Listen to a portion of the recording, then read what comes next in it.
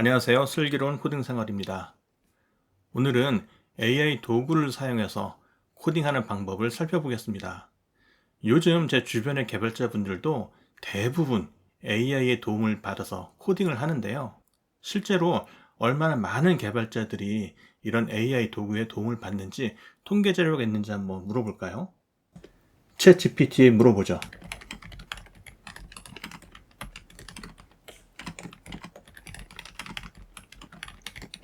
요즘 개발자들은 코딩할 때 AI의 도움을 많이 받아?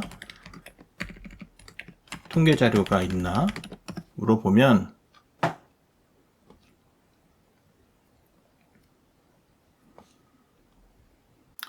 스택 오버플로우의 경우에는 전체 응답자 중 76%가 AI 도구를 사용하거나 기터브 조사에는 97% 이상으로 나오네요. 그만큼 개발자들이 요새는 AI의 도구 없이 코딩하는 것이 거의 불가능하다라고 얘기할 정도로 대중화가 된 것 같습니다. 그럼 어떠한 AI 도구들이 많이 사용되는지도 한번 물어보죠. 가장 많이 사용하는 AI 도구는 뭐야?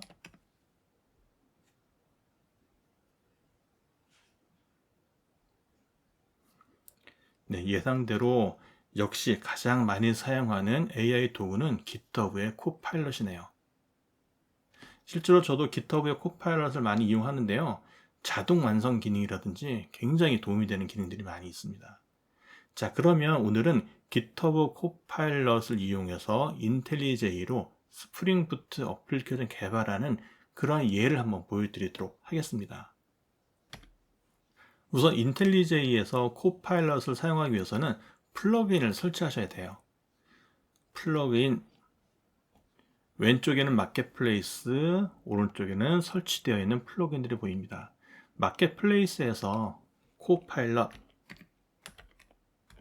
검색하시면 GitHub 코파일럿이 보이고요. 설치를 해보겠습니다.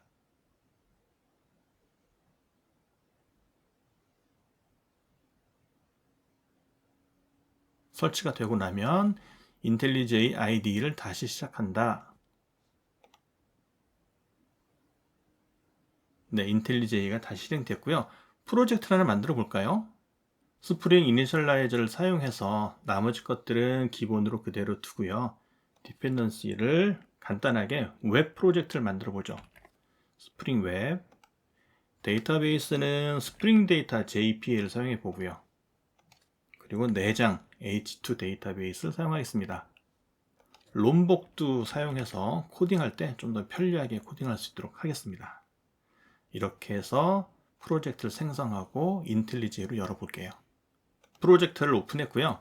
인텔리제이의 GitHub 코파일럿 플러그인을 설치하면 오른쪽 아래 GitHub 로그인하기 위한 메뉴가 보입니다. 여기에서 로그인 to GitHub에 로그인을 해주셔야 돼요. 이때 이 인텔리제이가 설치되어 있는 디바이스 코드가 나오고요. 얘를 복사하셔서 GitHub 로그인 하신 다음에 이 기기를 등록해 주시면 됩니다. Copy and Open 버튼을 누르고요. 그럼 여기에 내가 사용할 계정 그리고 그 계정에 Ctrl V 해서 디바이스 코드를 붙이겠습니다. Continue 하시면은 제 기기가 등록이 될 거예요. Authorize GitHub Copilot for JetBrains IDE. 등록이 되었습니다.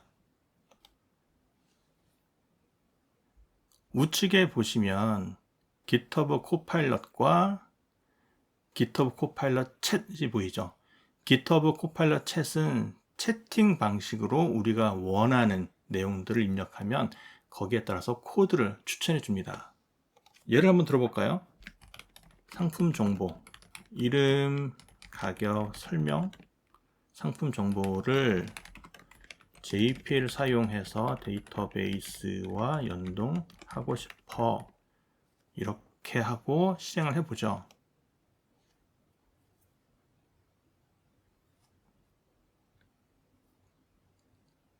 그러면 코드를 추천해 주는데요. 자, 어떤 코드가 추천됐는지 한번 볼까요? 자, 상품 정보를 JPL을 이용해서 데이터베이스와 연동하고 싶어 라고 했더니 JPL을 사용해서 연동하려면 엔티티 리파지토리 서비스 컨트롤러를 생성해야 된다. 기본적인 예시다 라고 되어 있어요. 자, 프로덕트 자바라고 하는 엔티티의 코드를 추천해 주었네요.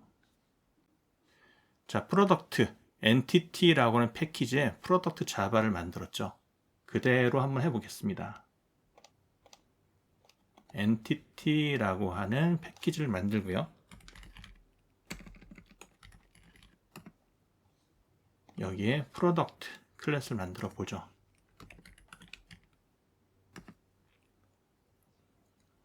그리고 이 전체를 추천해 준 코드로 리플레이스 하겠습니다. 인서트 코드 블록 add cursor 선택하시면 이렇게 바뀌죠. 이렇게 코드를 바꿨습니다. 그 다음은 리파지토리, 프로덕트 리파지토리라고 하는 것을 리파지토리 패키지에 이렇게 생성을 했네요. 네, 마찬가지로 리파지토리 시키는 대로 해보죠. 리파지토리라고 하는 패키지를 만들고 프로덕트 리파지토리라는 인터페이스를 만들겠습니다. 인터페이스를 만들어 보죠. 그리고 이 전체에도 삭제를 하고 추천해준 코드로 리플레이스를 하겠습니다. 이렇게 바꿨어요. 그 다음에는 서비스 클래스도 추천을 해줬네요. 서비스 클래스는 서비스라고 하는 패키지 아래에 프로덕트 서비스를 만들으라고 추천해 주었습니다. 그러면 우리도 서비스라고 하는 패키지를 만들고 프로덕트 서비스를 만들어 보죠. 새로 만들기 자바 클래스 프로덕트 서비스, 얘는 클래스죠. 그리고 이 전체를 지우고 추천해준 코드로 모두 리플레이스 했습니다. 컨트롤러도 만들어 줬네요. 컨트롤러라는 패키지에 프로덕트 컨트롤러를 추천해 주었습니다. 컨트롤러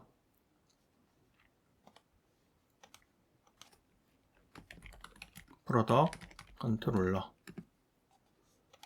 얘도 모두 지우고 AI가 추천해준 내용을 채웠습니다.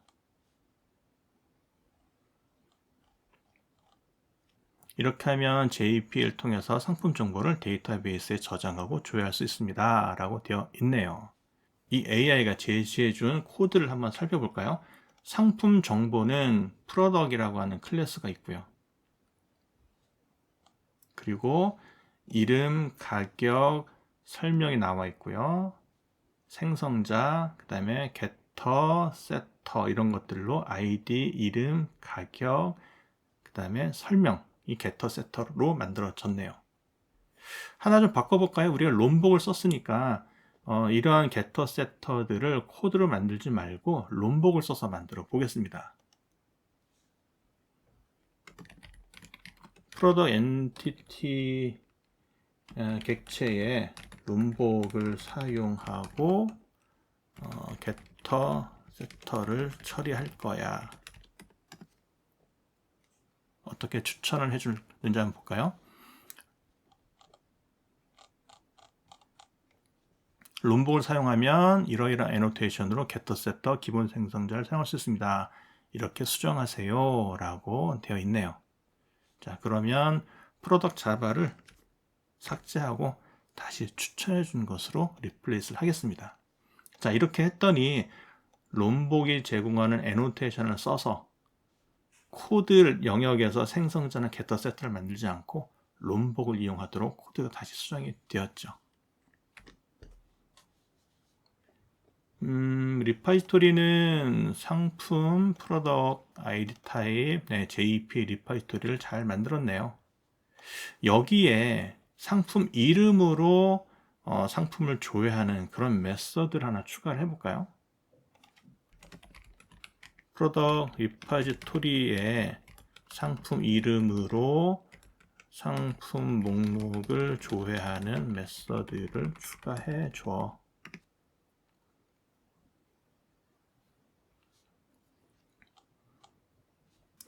자, 이런 식으로 상품 이름으로 상품 목록을 조회하는 메서드를 추가하려면 메서드 시그니처만 정의하면 스프링 데이터 JPA가 자동으로 구현해 줍니다. 이렇게 친절하게 설명도 해주죠. 그리고 이러한 것이 추가된 예시입니다. 이 전체를 복사해도 되고요. 우리가 이 설명대로 요러한 메서드의 시그니처만 있으면 된다고 했으니까 이거를 복사해서 추가를 해보죠. 네, 이렇게 추가를 했습니다. 서비스 레이어에서는 특별한 것은 없어 보이네요. 서비스 레이어에서는 리파지토리를 의존성 주입을 받았고요. 저장하고 그리고 전체 목록을 조회하는 그러한 서비스가 있습니다. 이름으로 조회하는 메소드도 추가해 달라고 해볼까요?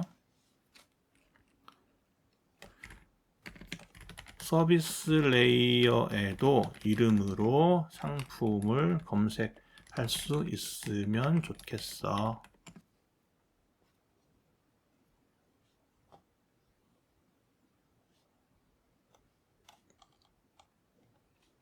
네, 이렇게 그 내용이 추가된 해당 메소드가 추가된 예시입니다. 전체를 리플레이스를 해도 되고, 전체를 리플레이스 해볼까요? 전체를 지우고 이렇게 넣습니다. 자, 가끔 복사할 때 여기에 이렇게 자바라고 쓰여진 경우가 있더라고요. 이것까지 복사되면 안 되니까 얘는 삭제를 하겠습니다.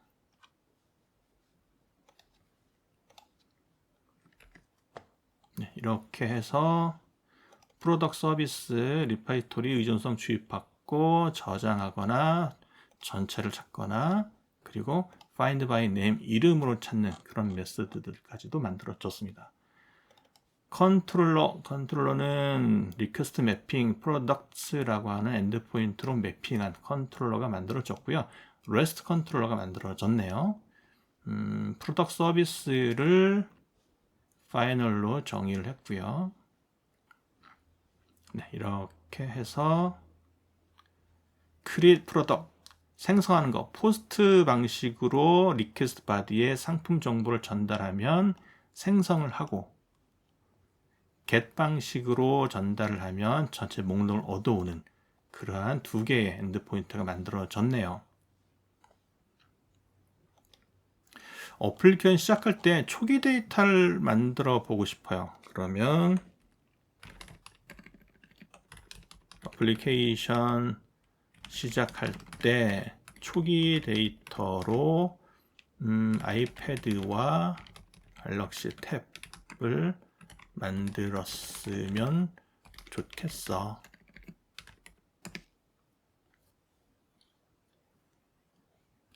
초기 데이터를 만드는 방법에 대해서도 설명을 해주네요. 추천해 줍니다. 커맨드 라인 런너를 사용해서 어플리케이션 시작 시 초기 데이터를 저장할 수 있다. 예시까지 만들어 주네요. config 패키지에 데이터 이니셜라이저라는 클래스를 만들었어요. 내용을 보니까 데이터 이니셜라이저에서 커맨드 라인 런너라고 하는 스프링 빈 객체를 만드는데 이 안에서 리파지토리를 가지고 아이패드 80만원, 갤럭시 탭 70만원 이런 식으로 더미 데이터를 만들어서 저장하는 그런 예제를 제시해 주었습니다. 그대로 복사를 해서 만들어 보죠. config 패키지니까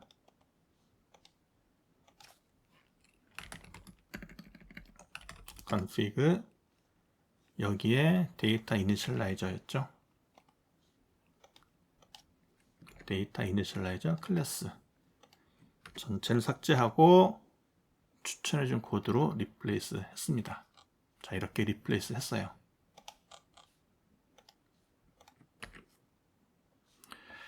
오류가 발생하네요. 여기 이 예제에서는 아이디, 이름, 가격, 설명 4개의 매개 변수를 가지고 생성자를 호출했으나 실제로는 이 4개를 다 매개 변수로 갖는 생성자가 없을 거예요. 네, no arg constructor만 있네요. all arg constructor도 추가해보죠. 이런 식으로 사실은 AI가 추천해준 코드가 완벽하게 100% 완벽한 것은 아닙니다. 그래서 우리가 조금씩 보정을 해줘야 돼요. 그러면 이제 데이터 이니셜라이저에서도 오류가 없죠. 컨트롤러까지도 다 확인했고요. 자, 이제 한번 실행해 볼까요? 그래들의 어플리케이션 태스크 부트런.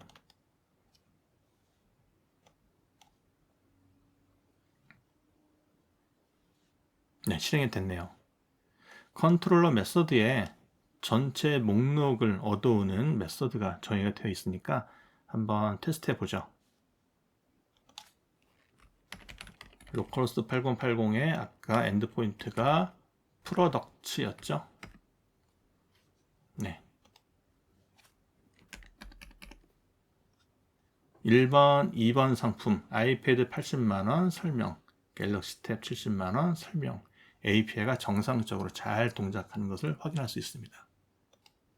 이런 식으로 하면 우리가 인텔리제이의 코파일럿 플러그인을 설치하고 우리가 하고자 하는 작업의 내용을 코파일럿 챗을 통해서 질문을 던지면 그것에 따라서 코드를 추천해주고 코드에 대한 설명을 해줍니다. 그럼 우리가 그것을 선별해서 얘가 하라는 대로 코드를 반영하면 돼요.